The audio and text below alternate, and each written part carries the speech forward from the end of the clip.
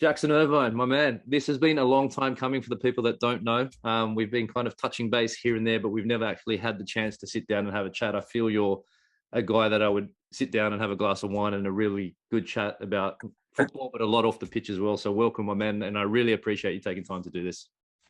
Oh, yeah, I'm glad we're finally getting the chance, mate. We've missed each other here and there along the way so many times, so it's good to finally get a No, chat.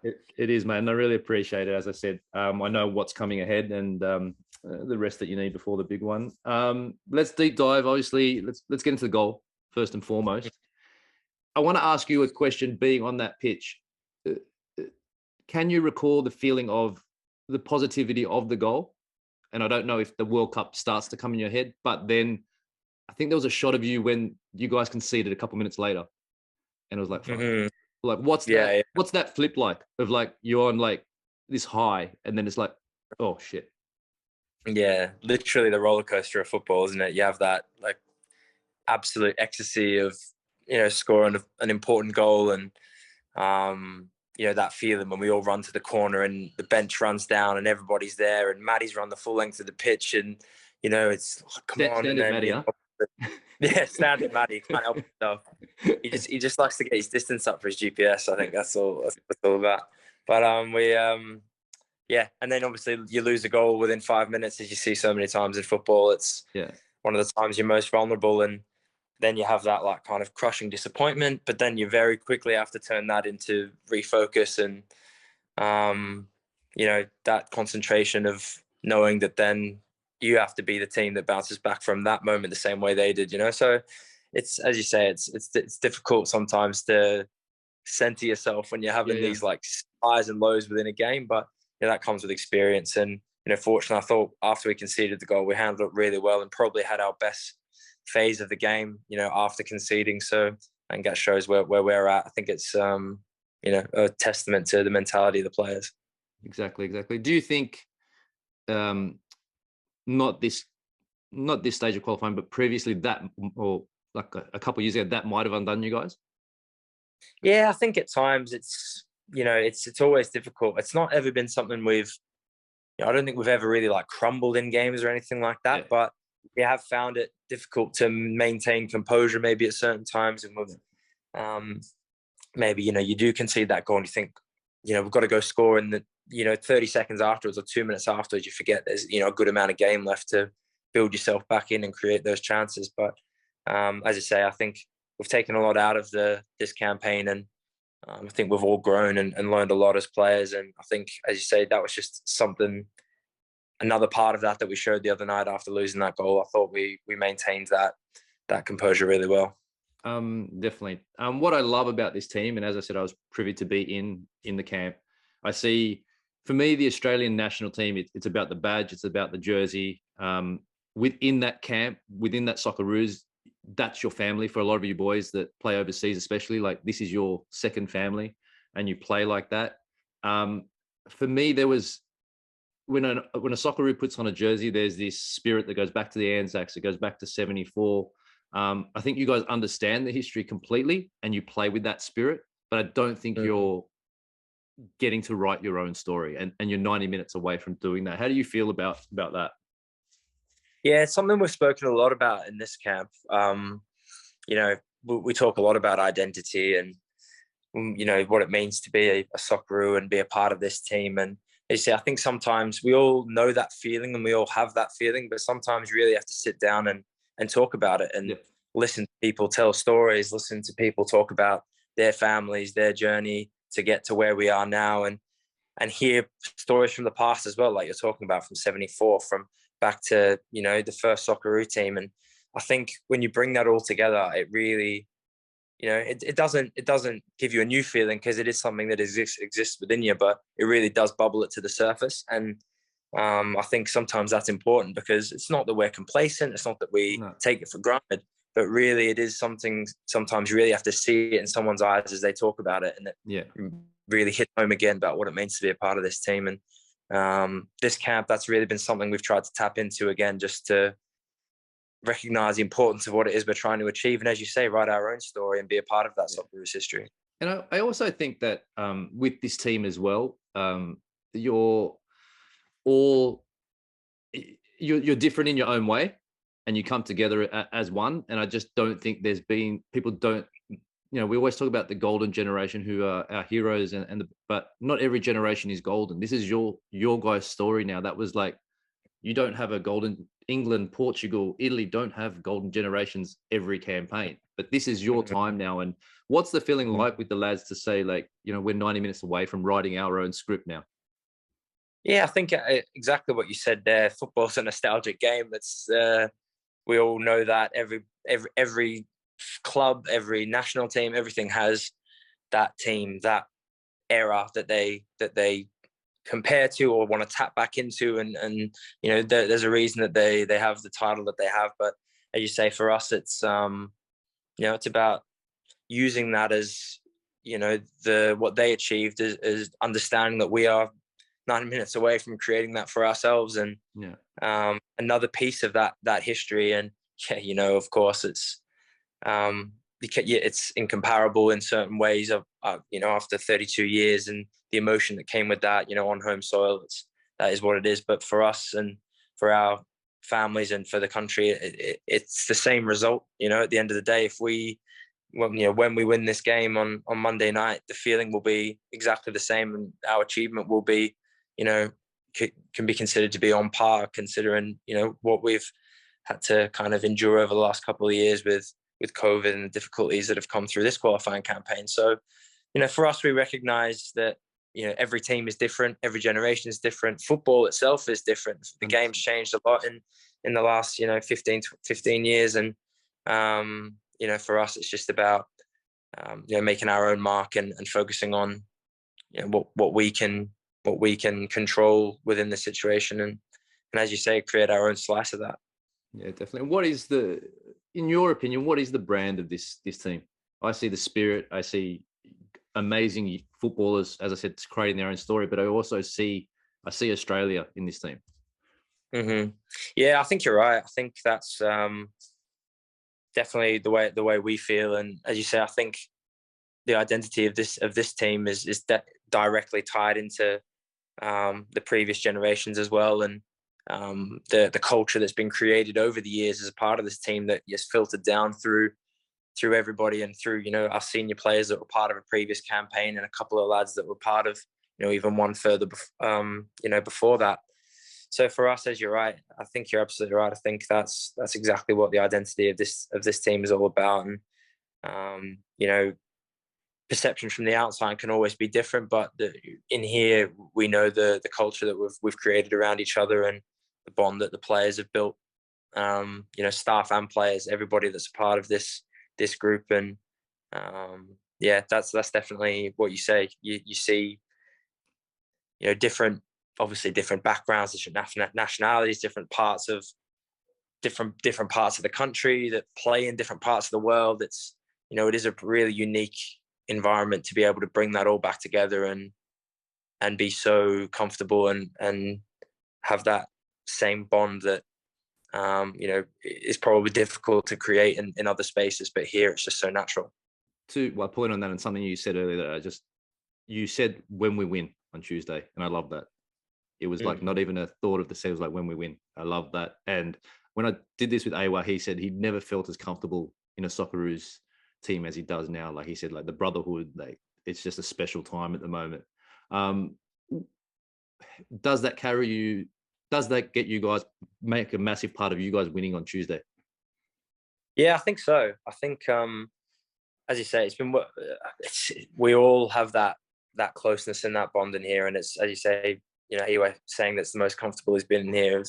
That's what we all want. That's what the environment we want to create. But even we've tried to add a little edge to that over the last couple of weeks, where we've created that closeness, and we've had that the friendship and mateship that we've always had, but also now the demand is higher. And I think that as professionals is something that we've really tried to accentuate in this camp as well. And the intensity of everything we've done has really been so high over this last couple of weeks. And as you say, the confidence and everything going into Monday night, Tuesday in Australia is as high as it could be. And as you say, it's like there's no other alternative. That's what we have to do. And that's as you say, that comfortability and that closeness has to be then sit alongside that intensity and demand as teammates and as professionals. How do you prepare for this 90 minutes? Obviously, biggest in your life, but how do you switch off before, like, in the next, like, how do you not have it just? Are you kind of? I was a guy that it just didn't leave. Can you flick out and flick in? Normally I would say you can. I would say sometimes when we go into camp and especially when you're in for long periods of time, you have to find that small way to switch off, whether it's a dinner and a different, if we go to a different place for dinner rather than eating in the hotel where we've eaten every night or things like that. And those things do help.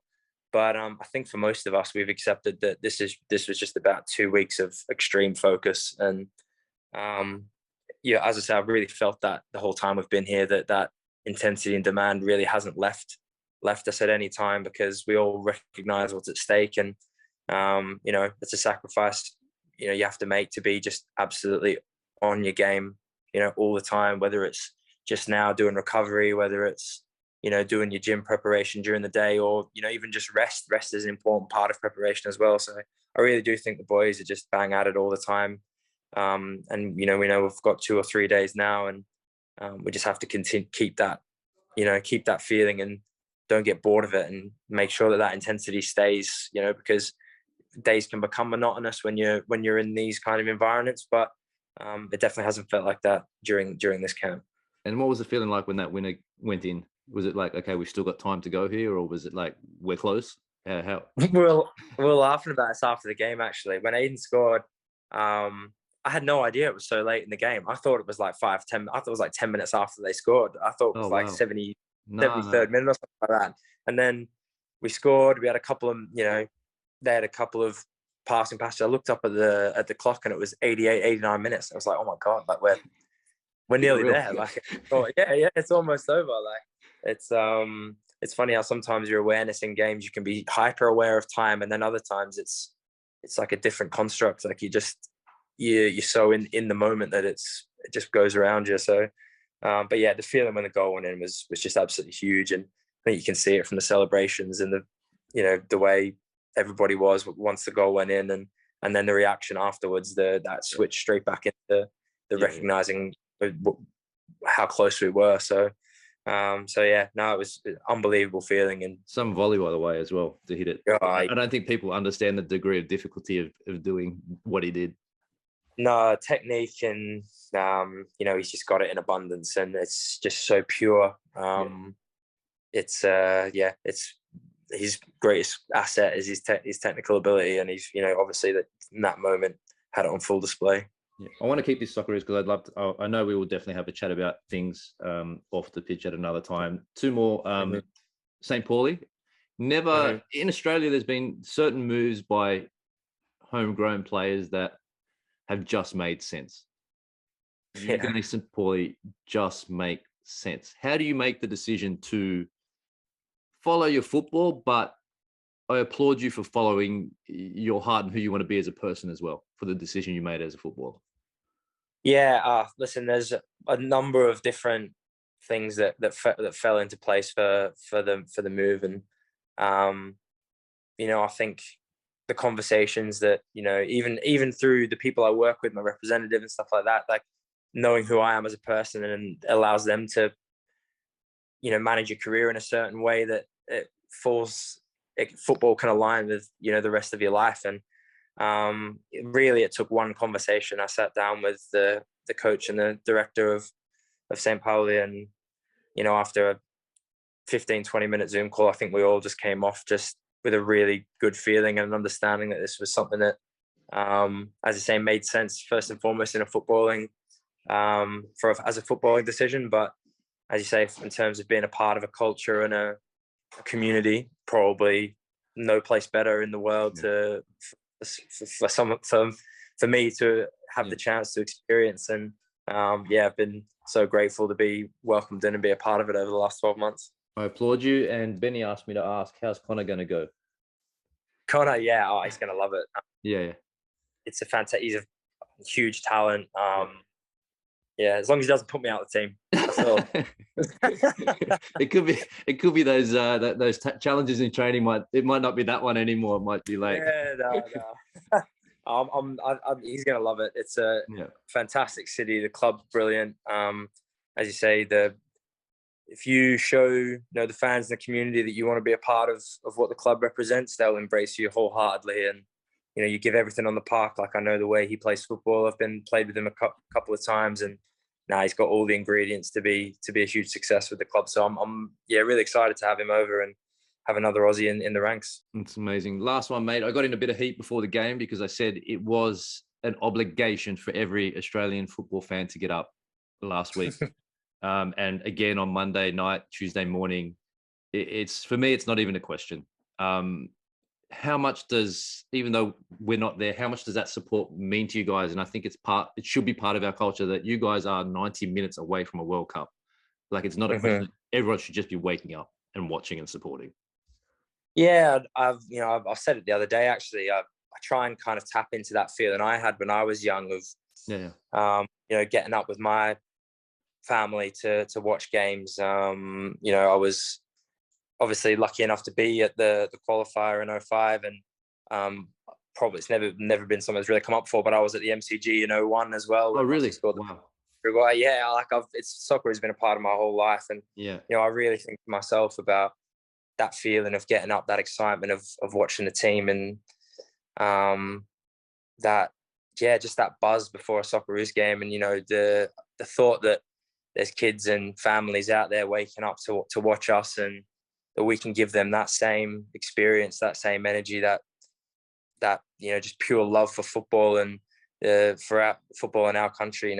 That's something that us as players, it's priceless, and it gives you all the lift you could ever need to know that that's what's happening on the other side of the world. So I hope that we can give people another happy experience. I got big shoulders, bro, so I'll put it out there again. But it's all good. I appreciate your time. I want to let you get your rest, and I can't thank you enough for doing this a couple of days out from the game. But we will have a proper conversation once this all is done and you guys qualify. We'll share a glass of wine, but all the best. Wish everyone in the lads all the best, and I can't wait to see you guys in the World Cup. But I know you guys are going to do it. It's 90 minutes, and what you said there about you going to those games, for me, that fuels not only our football culture, but that fuels you as a footballer. It's not just the train; it's being in those moments of heartbreak and being in those moments of ecstasy that now is your part of your DNA and your culture for that jersey. So, mate, it's a pleasure to actually finally talk to you. And I know at another stage we'll have further conversations as well. But all the best, bro. No, I appreciate it, mate. Thanks a lot. I'm sure we'll catch up again soon.